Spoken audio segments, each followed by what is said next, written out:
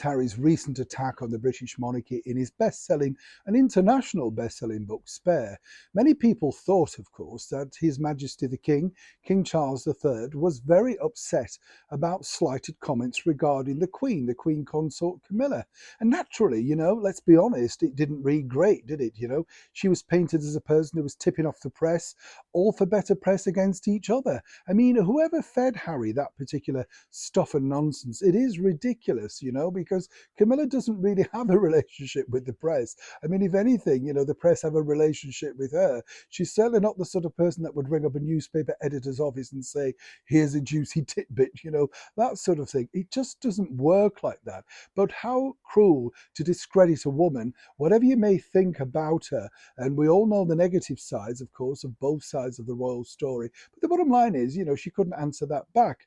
But that really was not the major problem that absolutely upset His Majesty the King regarding Harry's book. This is now just simply emerging. So as ever, I wanted to share that with you.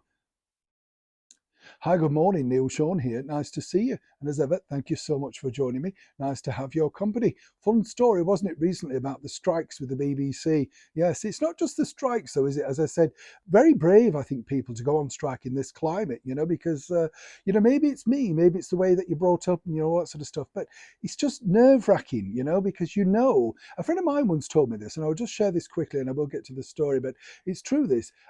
He said that when people went on strike, and the news cameras went there and they took, the thing. The bosses of those particular companies then would look at the video and see who the sort of perpetrators were, the ones, the ringleaders. And eventually, when they were making a redundancy, you'd find those people were the ones that had gone. And I thought, yeah, once you put yourself out there as a person, it might be seen as good at the time, but eventually they will come and get you. Should you just be compliant, shut up? I'm not saying that's the right way, but the bottom line is you've got to be careful in this climate. We all need to live, don't we? Yes. Back as ever to your breaking roll story of the day. The bottom line was, with this particular story, everybody's sort of circulating to the fact that it was Camilla who was very, put out, as one can imagine, by the recent attacks in his book, Spare by Prince Harry, the international bestseller, published now, by Penguin Random House, and finally, at last, turning some kind of profit in, although not the profit they had hoped, let me point out. We'll be dealing with that in a future video. But what's interesting here is the thing that really upset both the Prince of Wales, Prince William, and King Charles was this. If you remember when Harry was brought to the meeting up at Sandringham and, all of the sort of debacle about what was happening and his future and all that sort of stuff. And if you remember also way back, apparently he wanted Meghan on the phone way back in Canada. And I thought rather astutely, our late and beautiful monarch, Queen Elizabeth II, vetoed that idea. I mean, genius, isn't it? And, who did she think she was? Telling her, well, I'll have an open line for everybody to listening to way back in Canada. Well, the Queen of England holds court. I mean, how deludedly stupid is Meghan Markle? There's no other way of dressing it up, really, is there? In fact, Prince Harry, I mean, just deluded, really, when you think. Now, on a more serious note, this is what really, really offended the king. And this was the turning point. And this was the idea of starting to draw a line under the whole debacle of now what's been seen a public embarrassment regarding the minor royals.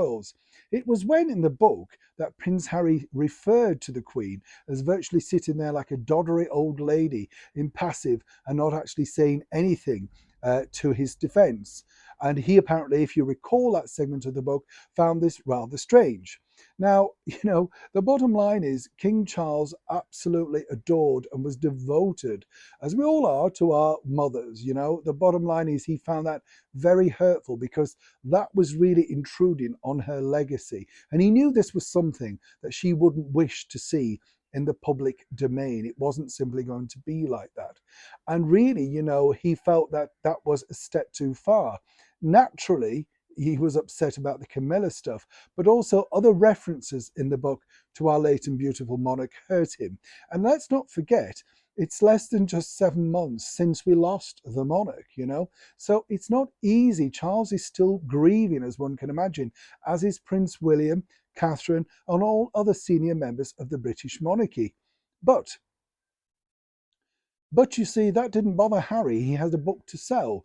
And according to a very good source, and as ever we have to say allegedly, at Penguin Random House, there were lots more about our late and beautiful monarch in the book. But he couldn't substantiate them. There was no legal background to stand them up. That was one of the edits that they had to remove. So while Charles knew about the removal legalities regarding that, obviously he still felt incredibly hurt about the distrust that Harry had given his late mother and, of course, Harry's grandmother. And that truly was the flicking point for King Charles to kick into action, finally, at last, the eviction order.